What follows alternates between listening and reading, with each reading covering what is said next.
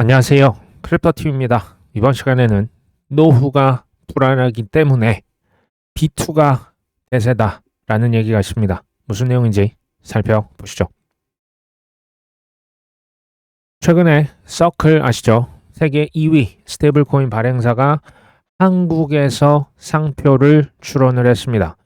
서클, USDC, 유로코인에서 EURC 등등의 로고와 특권을 출원을 했습니다. 근데 최근에 특히 더 많이 느끼지만 투자가 참 어렵다라고 하는 것을 느끼고 있습니다. 근데 그 이유 중에 하나가요. 뭔가 호재들의 뉴스들이 1년 내내 쏟아지고 있죠. 작년부터 쏟아졌죠. 근데 이 변화라고 하는 게 확실한데요. 굉장히 느리게 다가옵니다. 특히 이제 매일 뉴스들이 특히 좋은 뉴스도 생각보다 쏟아지고 있거든요. 근데 아직 내 삶에서 직접적인 변화를 느끼기가 어렵습니다. 그래서 우리가 이 변화를 체감하기가 어렵고 가장 중요한 가격이 따라오지 않기 때문에 이게 이제 지쳐서 많이들 이제 포기를 하는 것 같습니다.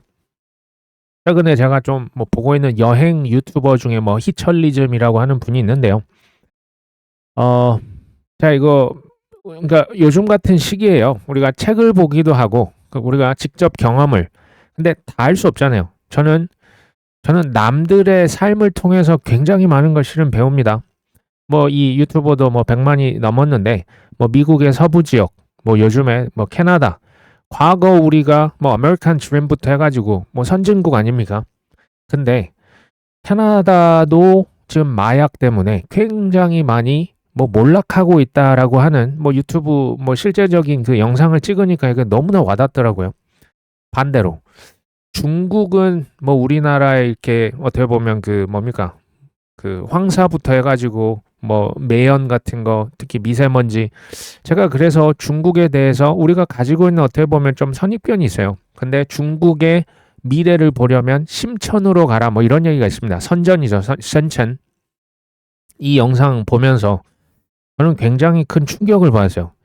상하이와 거의 그 대결을 할 정도로 어마어마한 최첨단 그 기술의 중심에 있는 도시였습니다. 저도 몰랐는데 그 전기 자동차 우리나라 웬만한 그 스타필드 가면 다 들어와 있는 브랜드 중에 하나가 BYD라고 있습니다.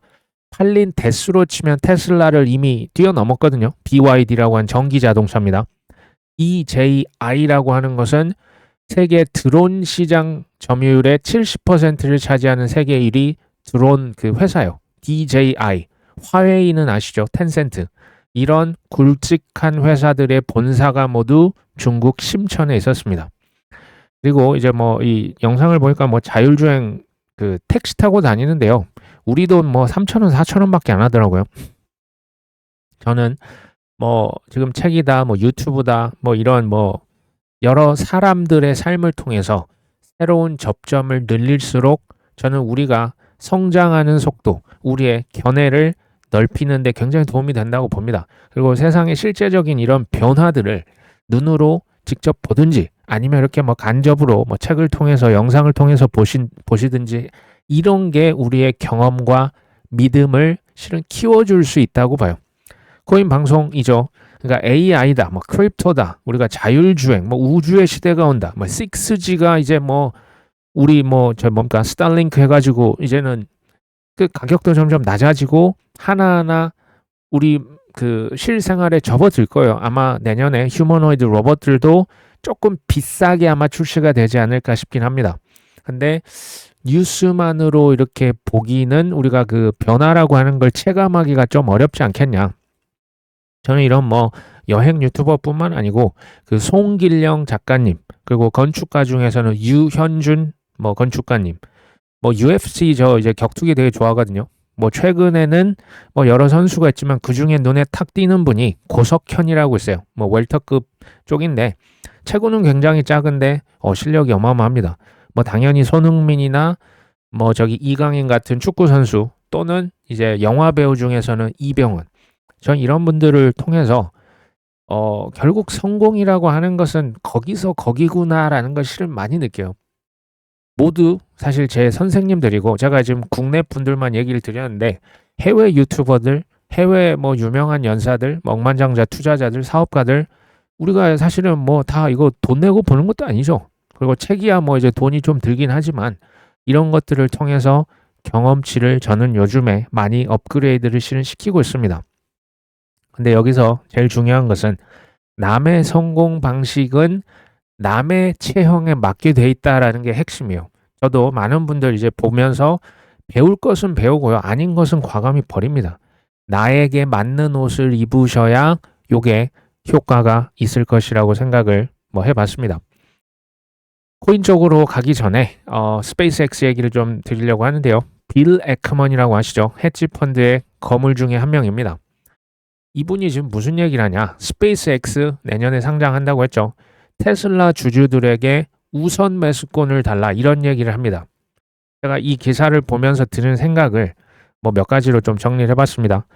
26년은요, 우리가 좋든 싫든 우리가 트럼프 대통령에 대해서 공부를 많이 했듯이 내년도는 우주, 스페이스라고 하는 단어를 어마어마하게 많이 들을 수밖에 없습니다. 우주가 단순히 뭐 가가지고 뭐 AI 데이터 센터 정도가 아닙니다. 데이터 센터도 당연히 짓지만 진짜 우주에 뭐 이제 그 스타링크 뭐 이렇게 그 저궤도 위성이라고 합니까? 이게 지금 우리가 지금 투자하고 있는 코인, 심지어 이제 주식 시장, 또 미국과 중국의 패권 전쟁까지 모두 아우르고 있습니다. 뭐가? 스페이스가, 우주가.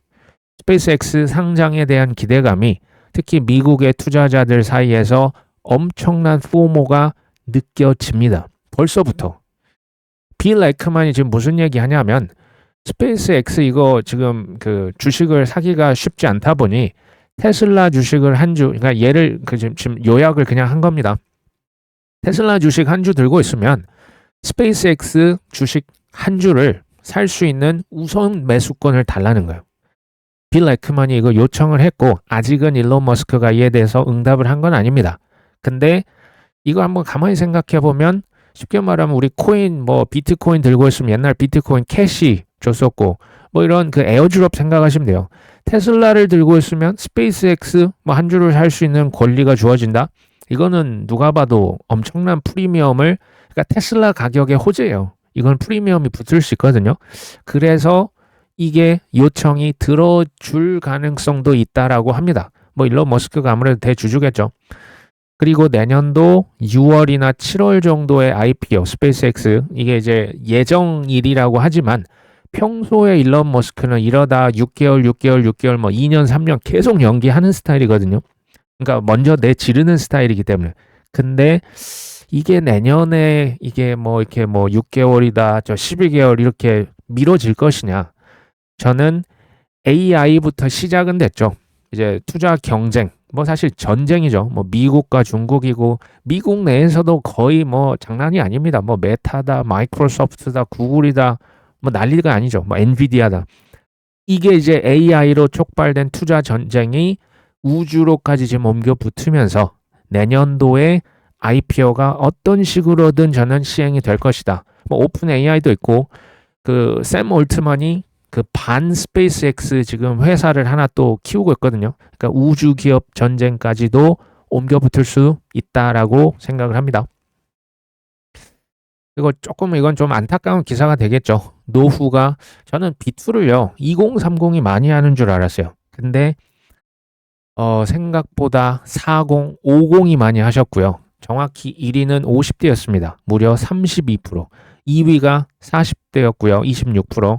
그 다음 3위가 무려 60대입니다. 21%. 그러니까 신규 투자자는 30대가 많긴 한데 쉽게 말하면 뭐 금액 개설 건수로 봤을 때는 압도적으로 40, 50, 60대가 많았다. 그 이유가 뭔가 분석을 합니다. 우리나라 증시, 주식이 급등을 하니까 상승장에서 소외될 수 있다는 불안감에 B2와 신규 계좌 개설이 올해 얘기하는 거죠. 급증했다.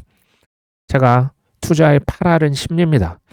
마음 같아서는 투자의 그냥 9할, 심지어 100% 전 심리라고 얘기를 드리고 싶어요. 심리가 어마어마하게 중요합니다. 그러니까 노후가 큰 스트레스로 다가왔기 때문에 그래서 포모로 비투를 하고 있다. 지금 이런 얘기예요. 사실 이게 좀 슬픈 얘기거든요. 주식이나 코인 마찬가지죠. 저는 뭐 이제 뭐 4,000p 넘고 이제 뭐 기존 대비하면 사실 뭐 SK다 저 삼성전자다 많이 올랐지 않습니까? 바닥권에 있을 때 바닥권이라 하면 우리가 바닥을 못 잡는다는 걸 전제로 하고 무릎 아래 있을 때 좀 이런 극도의 포모를 느끼면 안 될까요? 라고 저는 외치고 싶은 거예요. 마찬가지죠. 주식 코인 어깨 위에 있을 때는 좀 공포를 느끼면 안 될까요? 라는 뭐 이제 얘기입니다. 근데 사실은 이 방식 제가 지금 얘기 드린 바닥권에서 우리가 좀 포모를 느끼고 조금 욕심을 내고 어깨 위에서는 공포를 느끼면서 이제 살살살 털어내야 되겠죠. 이 방식은 당연히 안전하면서도 수익률을 높게 가져갈 수 있는 확률이 높습니다. 문제가 있어요. 제가 지금 얘기 드리는 것은 쉽게 말하면 재미가 없는 방식이에요. 인기도 없는 방식이에요. 이런 얘기 해봤자 또 그 얘기냐라고 할 수밖에 없어요. 하지만 저는 우리의 지금 노후 준비다. 경제적으로 앞으로 뭐 어려운 시기가 도래한다. 뭐 저기 AI가 오면 실직한다. 뭐 이런 얘기가 타다합니다. 근데 우리의 노후가 지금 달려있는 지금 사냐 죽냐에서 재미를 느끼면서 지금 장난을 치면 저는 안 된다라고요. 뭐 도박을 하면 안 된다라고 저는 보는 주의라는 거죠. 우리가 평생 흘린 땀과 눈물을 뭐 몇 억 이상 투자하신 분 많습니다. 이것을 어떻게 함부로 이렇게 막 포모를 느끼면서 동조화되면서 누가 좋다하니까 이건 아니라는 거죠. 보수적이고 안전하게 가져가셔야 되는데 이것은 필연적으로 재미없는 투자입니다. 비트코인이 디지털 금이라고 뭐 브랜딩을 하고 있죠. 그럼에도 비트코인이 금을 못 따라잡고 있다. 이 지금 이제 리포트 쓴 곳이 매트릭스 포트 뭐 이제 저 예전 비트코인 캐시 쪽에 우지안 그 채굴한 회사 우지안에서 만든 뭐 매트릭스 포트가 이런 얘기를 했네요. 미 연준의 금리 인하에 따라서 달러의 가치는 떨어지고 분산 투자의 필요성이 대두가 됐지만 비트코인이 금을 따라잡지는 못하고 있다. 근데 여기 제일 뒤에 실은 이 마디 때문에 제가 이걸 가져왔습니다. 다만 장기적인 변수는 미국의 정책이다. 내년에는 트럼프 행정부가 일부 금 보유분을 매각하거나 비트코인에 분산 투자할 가능성도 기대해 볼 수 있다. 이게 기대해 볼 수 있는 거지 이게 뭐 누가 확정적으로 얘기를 하겠습니까? 저는 투자에 있어서 좋은 기회는요. 남들 다 두 눈 크게 뜨고 쳐다보고 있습니다. 근데 그분들이 놓치고요. 나만 볼 수 있는 아니면 극소수만 볼 수 있는 거기에 투자에게 뭐 사업도 뭐 마찬가지 아닙니까? 어쩌면 미국의 정부가 금을 뭐 전부가 아니고 일부라도 매각을 하고 비트코인을 매수한다면 어떤 일이 벌어질 것이냐. 저는 이렇게 할 확률이 저는 확률적으로는 높다고 생각을 해요. 다만 생각해 보십시오. 미국에서 전략 비축을 하겠다. 그 다음에 뭐 알트코인이다, 지수다, 뭐 코인 관련 ETF가 수백 개 쏟아진다고 하죠. 그리고 그들이 만들어 놓은 여러 작품 중에 하나가 저는 DAT라고 봐요. 뭐 ETF만 있는 게 아니고요. 파생 상품이 널려 있어요. DAT가 뭡니까? 스트래티지잖아요. 비트마인이잖아요. 코인을 상장 기업이 사놓고 아무것도 안 하면 주가가 1000%, 2000% 치솟는 거예요. 전 이게 다 프레임워크라고 생각해요. 그들의 작업입니다. 그리고 비트코인, 이더리움 이제 뭘로 받습니까? 담보대출 하잖아요. 담보로 받아요. 저는 이 모든 것들이 사실 선호하지 않아요. 전 이걸 좋아하지 않습니다. 왜 그러냐면 그들의 노골적인 야욕, 통제력, 컨트롤 솔직히 저는 이게 다 보여요. 전략 비축하는 순간 이제 금모으기 운동에서 게임 룰 체인지에서 미국의 패권을 가져가는 식으로 다 작동을 합니다. 스테이블 코인 다 마찬가지예요. DAT 천재 아닙니까? 이런 것들 누가 만듭니까? 그렇기 때문에 저는 지금 뭐 미국 정부에서 그러니까 저게 100% 확정을 못 해요. 금을 팔고 비트를 사겠다? 이거 뭐 누가 희망회로라고 하실 수도 있어요. 근데 지금까지 봐온 미국의 역사를 보면 그러니까 깡패 같은 적이 과거에도 되게 많았어요. 지금 트럼프가 처음이 아닙니다. 그렇게 갈 확률이 좀 더 높지 않겠냐라고 보는 거예요. 핵심은 아무도 귀를 기울이지 않았다. 그때가 저는 오히려 큰 기회가 있을 확률이 높다라고 봅니다. 비트마인이 지금 하루에요. 8,820만 달러. 무려 이더리움 29,463개를 샀습니다. 이제는 평단이 3,000달러 밑으로 떨어졌고요. 400만 개를 넘어섰습니다. 뭐 총 유통량의 5% 내지 뭐 3.3%인가요? 아직도 더 많이 사야 됩니다. 사실 지난 20년부터 24년도까지 사람들이 이제 계속 반복이 되니까 신경을 잘 안 썼던 게 뭔지 아십니까? 스트래터지, 마이클 세일러가 비트코인 또 몇만 개 샀대. 이거 사람들 신경 거의 안 썼어요. 그러다 보니 스트래터지는 지금 넘사벽이 돼버렸죠. 올해 내내 사람들이 별로 신경 지금 잘 안 써요. 그거 이게 사실 6월 말부터 이 하반기에만 지금 벌어진 일이거든요. 비트마인에서 이더리움을 2만 개 샀대, 3만 개 샀대, 2만 5천 개 샀대. 이거 사람들이 잘 보니까 거의 신경을 안 써요. 내가 그들이라고 지금 가정을 해보면, 그리고 생각을 해봅니다. 가격이 높았을 때 비트코인 몇만 개 샀다, 이더리움 몇만 개 샀다, 가격 날라가죠. 폭등하는 거죠. 그러면 충분한 물량을 가져가는데 애로사항이 발생해요. 별로 좋은 게 아닙니다. 비트마인 입장에 생각해보면. 가격을 칵 찌그러 놓고 그냥 갈짓자로 계속 조정 횡보를 시켜버리면 수십만 개, 지금 406만 개를 샀습니다. 굉장히 수월하겠죠.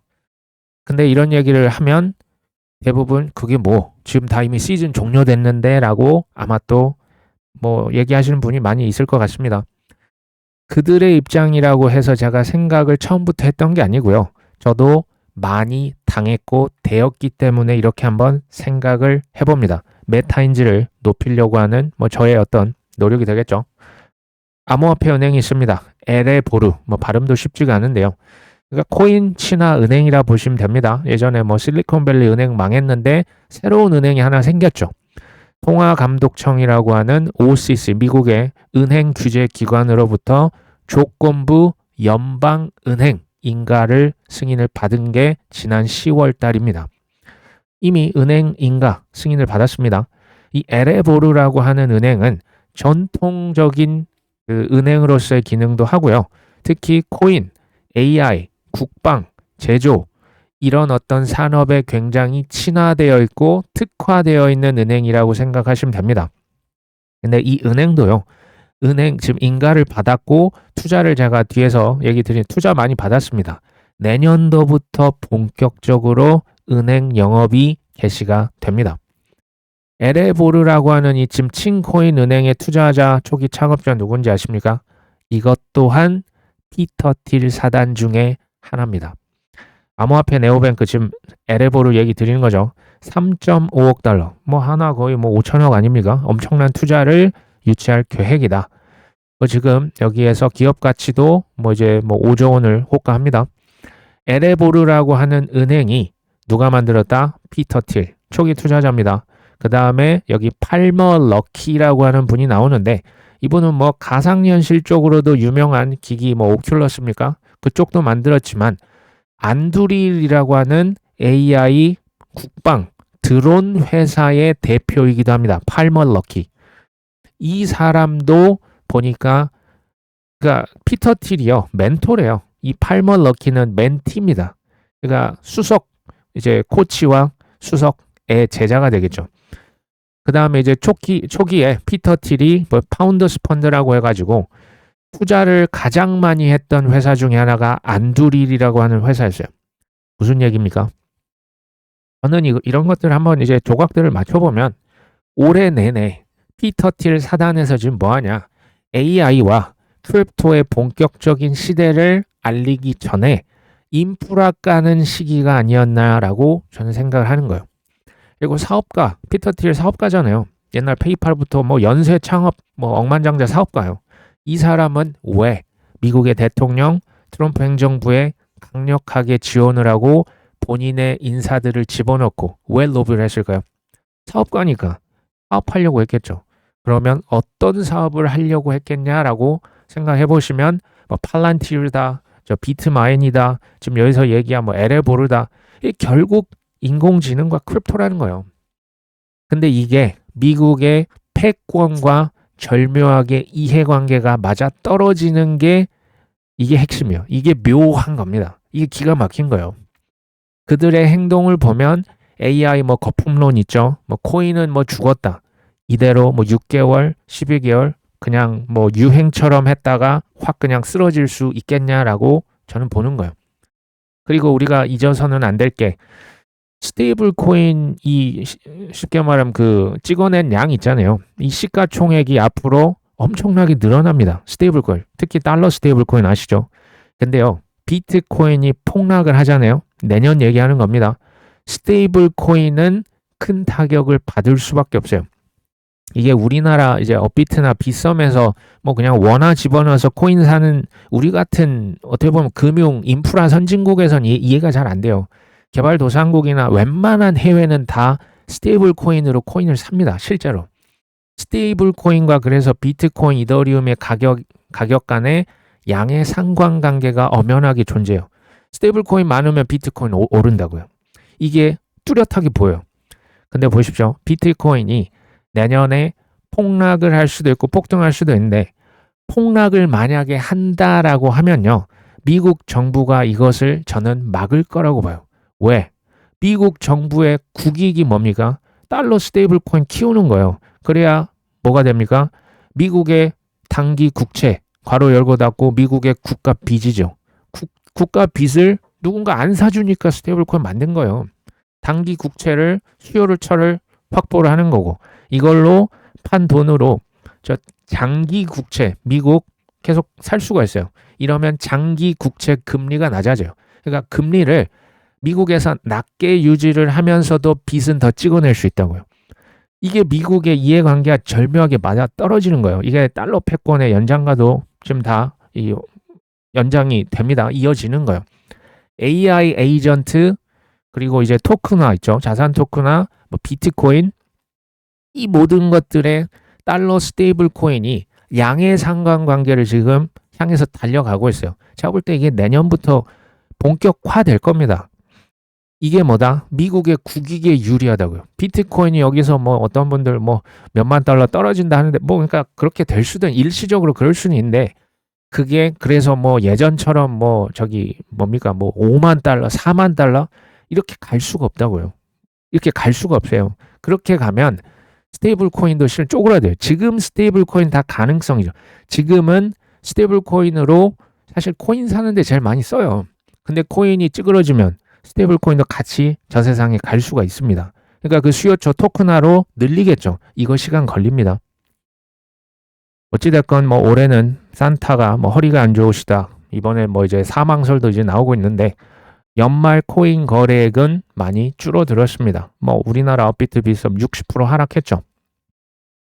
한번 생각해 보면 1년, 2년 전만 해도요. 사실 1년 전만 해도 한국의 국장 탈출은 지능순이었어요.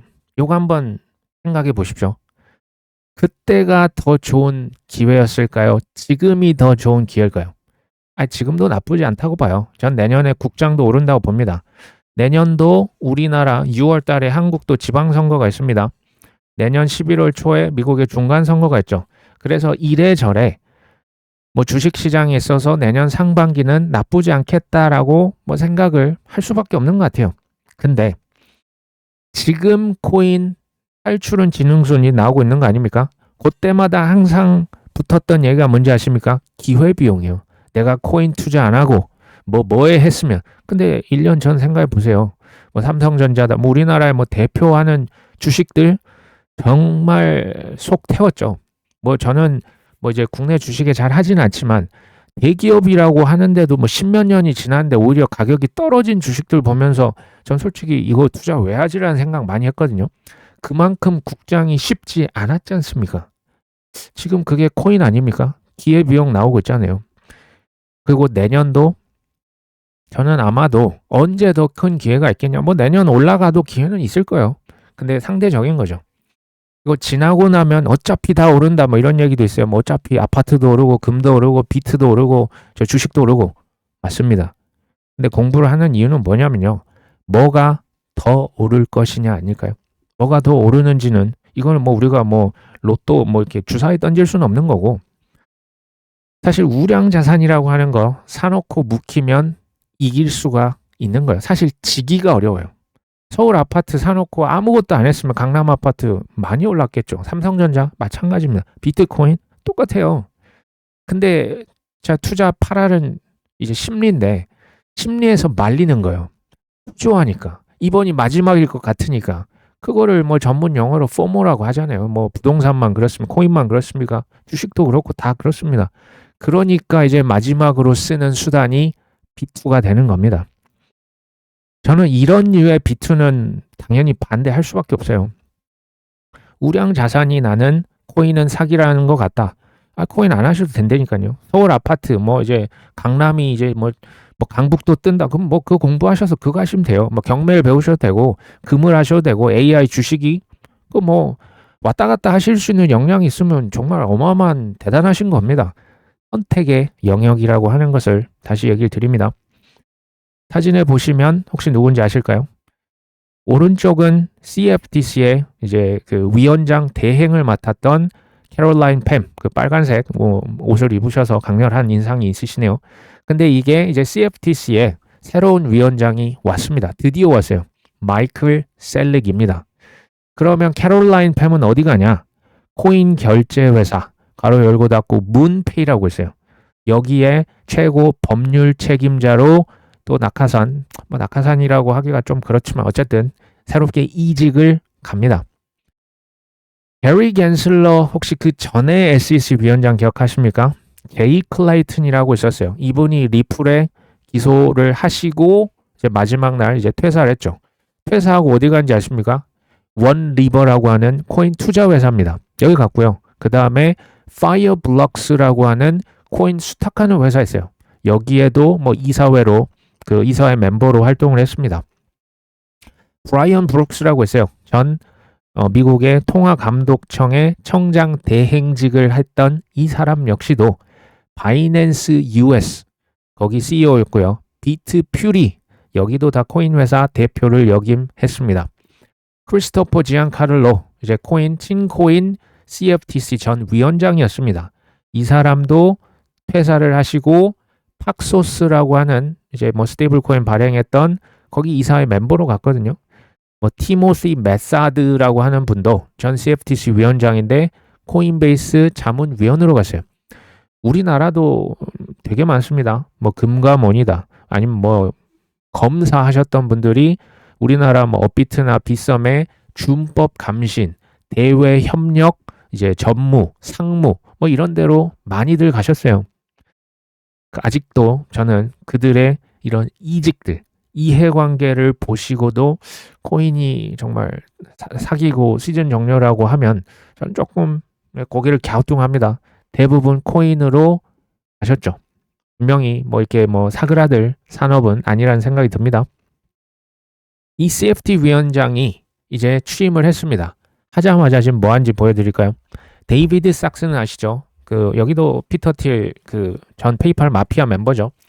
데이비드 삭스가 얘기를 합니다. SEC와 CFTC가 명확한 코인 관련 규제를 마련할 드림팀을 결성했대요. 지금 매우 특별한 시기다. 다양한 신기술, 제품, 플랫폼이 등장하고 있고 개인 투자자들의 상품 시장 참여율이 사상 최고치를 기록한다. 그 다음에 미국의 의회에서는 미국을 세계 코인 중심지로 확고하게 자리매김할 무슨 법? 디지털 자산 시장 구조 관련 법, 클래리티법을 대통령에게 제출할 준비를 하고 있다. 아까 그 보여드렸던 마이클 셀릭, CFTC 이제 새로 오신 이 위원장은 코인 시장 구조 법안을 대통령에게 보낼 준비가 되어 있다. 느껴지십니까? 이거 파악을 하셔야 돼요. 둘 중에 하나는 지금 거짓말을 하는 거예요. 코인 가격이든지 아니면 이게 지금 무슨 일시적이고 그 무슨 뭐 물뿌리개 안개 같은 그런 갸냘픈 호재가 아닌 거예요. 본질적인 호재예요. 이게 이제 법이 통과가 되고 미국의 규제 시스템이 들어가고 뭐 이제 세금이 이제 그 전체 공조 전 세계 공조 시스템이 되고 ETF가 들어오고 이런 건요. 펀더멘털한 호재예요. 본질적인 호재입니다. 둘 중에 하나 뭐가 거짓말하고 있다고 생각하십니까? 저는 전자 같거든요.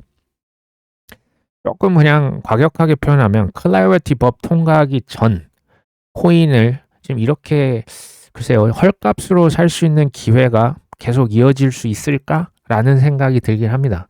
이 법이 뭐 이제 언제 될지 모르겠어요. 내년 뭐 초 정도면 통과가 되지 않을까 보는데요. 나쁘지 않은 기회라고 봅니다. 타이밍만 재지 않으려고 하면 나쁘지 않은 기회다. 애널리스트가 내년에 알트코인 불장이 없을 것이다. 소수에만 유동성이 집중이 될 것이다. 그러니까 everything rally 했던 뭐 2017년 이건 이제 없다. 하지만 시장의 유동성이 실제 사용 사례가 있는 소수의 블루칩, 그러니까 우량 코인에게만 집중이 될 것 같다. 유동성 확장 열풍이 불어도 과거만큼 상승은 어려울 거고, 뭐 글로벌 M2 늘어도 비트코인 뭐 별거 없던데 뭐 이런 얘기를 했습니다. 저도 이거 당연히 동의합니다. 선택적인 알트코인 불장이 있을 거라고 봐요. 24년도 11월 기억나십니까? 저는 그때 올랐던 코인들 좀 주목해서 공부를 해보시면 좋겠다. 왜? 그때 트럼프 랠리 있었잖아요. 24년 11월 초. 그때 올랐던 코인들 가만히 생각해 보시면 제가 맨날 얘기했던 그 코인들이랑 거의 일치를 합니다. 어쨌든 그럼 뭐가 선택이 될 거냐? 우리가 선택적인 알트코인인데 뭐가 선택이 될지 혹시 100% 확신하실 수 있는 분 계십니까?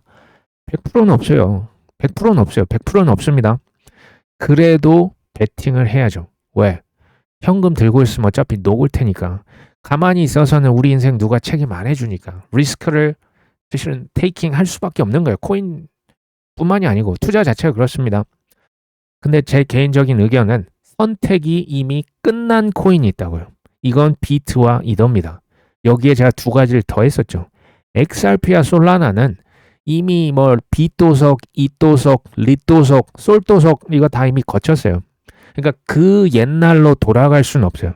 이 네 개는 이미 뭐 ETF도 승인이 됐잖아요. 여기에 선택이 뭐 이제 100%는 아니지만 확률을 받을 것 같다는 거예요. 정확히 말하면 확률이 높을 것 같다. 이런 코인은 미국산 코인, ETF가 신청이 된 코인, 월가가 콕 찍은 코인들, 톤은 토큰화에 쓰이는 코인들, 쓰는 스테이블 코인에 올라갈 그 망들, 그것들은 활용을 많이 하겠죠. 시가총액 커야겠죠. 그래야 거기에 뭐 자산을 집어넣을 거 아닙니까? 이거는요, 이제는 옛날처럼 뭐 이제 잠재력 믿고 가는 그런 장은 이제 아니고, 실제로 ETF, 뭐 DAT 기업이 사든 누가 사든, 뭐 국민은행이 사든, 저희 뭡니까 국민연금이 사든, 뭐 국부펀드가 사든, 그러니까 여러모로 활용이 실제적으로 돼야 돼요. 실제적인 베팅이 있어야 되는 코인이죠. 그러니까 아까 얘기 드린 네 가지 코인 플러스 확률이 높은 미국산 코인들 위주로 거의 뭐 80% 이상, 뭐 가급적 100% 이상 요렇게 저는 제 경우에요. 저는 이렇게 베팅을 하고 있는 거고, 4종의 코인 같은 경우는 비트, 이더, XRP, 솔라나는 제게는 수익률이 높은 보험입니다. 보험에서 큰 수익률을 솔직히 저는 기대하지 않아요. 비트, 이더, XRP, 솔라나 뭐 오르면 좋죠. 근데 저는 보험이기 때문에 이거는 그냥 나머지 싹 다 날려도 이것 때문에 제가 산다고요. 이게 보험입니다. 확률이 높은 코인이라 하는 것은 이제 ETF 지금 신청 들어가 있는 것도 있죠. 저는 여기서 최소 10배 이상 지금 기대를 하고 있어요. 이게 내년일 수도 있지만 내년이 실은 아닐 수도 있어요. 이건 제 영역이 아니기 때문에. 이건 제 확신이잖아요. 제 계획입니다. 참고만 하시고 본인도 이걸요. 그 시나리오 플래닝 해보셔야 돼요. 깊이 파셔야 됩니다. 두 번째로는 10배에서 혹시 저처럼 20배까지도 지금 보고 있다면 마이너스 80%는 사실 경험하는 건 필수예요. 10배, 20배를 지금 내가 노리는데 난 마이너스 10%, 20%그 이하는 용납할 수 없다. 세상에 그런 게 있어요. 세상에 그런 게 있습니까? 그렇잖아요. 그러면 우리의 질문은 이렇게 가야 되는 거예요. 어떻게 하면 이런 정말 어떻게 보면 미친 변동성 아닙니까? 극악무도한 이 변동성을 이기는 비결이 뭐겠냐라고 질문을 계속 던지셔야 돼요. 제가 내린 결론은 첫 번째는 공부입니다. 공부는 이게 필요 조건이지 필수 조건이 아니에요. 이건 무조건 일단 해야 돼요. 어쩔 수가 없어요. 공부 없이 어떻게 합니까? 두 번째는 비중 조절입니다. 잡코인에 작은 코인에 올린 하는 것은 사실은 생존 확률이 저는 거의 없다고 봐요. 세 번째로는 빚으로 투자하는 것을 안 하려고 노력하는 거예요. 빚으로 투자를 하는 것은 변동성을 이길 수가 없습니다. 뭐 부동산까지는 제가 모르겠지만 감당 가능한 범위, 코인은 아니라는 거예요. 코인은 아니다. 특히 뭐 이제 작은 짤짤한 코인들 물음표입니다. 저는 그건 아니라 보고 그 다음은 장기로 가져가는 거예요. 이게 지금 다 엔드입니다. 그리고요, 공부하시고 비중 조절하시고 비투는 자제하시고 장기로 최대한 가져가시자. 저는 사실 이거 외에 비결은 없다고 봅니다. 제가 왜 이렇게 강하게 얘기하냐? 상위 0.0001%의 천재 트레이더들은 이 영상 크립토 TV를 보실 필요도 없고 여기 볼 그 필요가 없어요. 안 보셔도 돼요. 이분들은 안 봅니다. 그리고 그렇잖아요. 그리고 똑같은 얘기를 왜 계속 반복하냐? 잘 되시면 반복할 이유가 실은 없어요. 그러니까 나는 비트, 이더, XRP, 솔라나 위주로 그냥 쟁여놓고 5년간 아무것도 안 해도 된다. 이 방송 굳이 보실 이유가 없습니다. 그냥 그렇게 하시면 되기 때문에. 이해가 되시겠죠? 큰 변동성을 이기는 비결 다시 공부입니다. 비중 조절, 자기 여윳돈으로 그냥 투자를 그때그때 바이더딥 하시는 거. 그 다음에 장기로 가져가는 겁니다. 다시 얘기 드리지만 정말 재미가 없을 거예요. 재미가 없는 게 실은 잘하고 있다는 증거입니다. 원화채굴 뭐가 재밌습니까? 하지만 꾸준히 계속해 나가실 수 있다면 이 변동성은 오히려 파도 타기 하시면서 위로 날아가는데 큰 도움이 될 것이다. 오늘 방송은 여기까지 합니다. 끝까지 시청해 주셔서 감사합니다.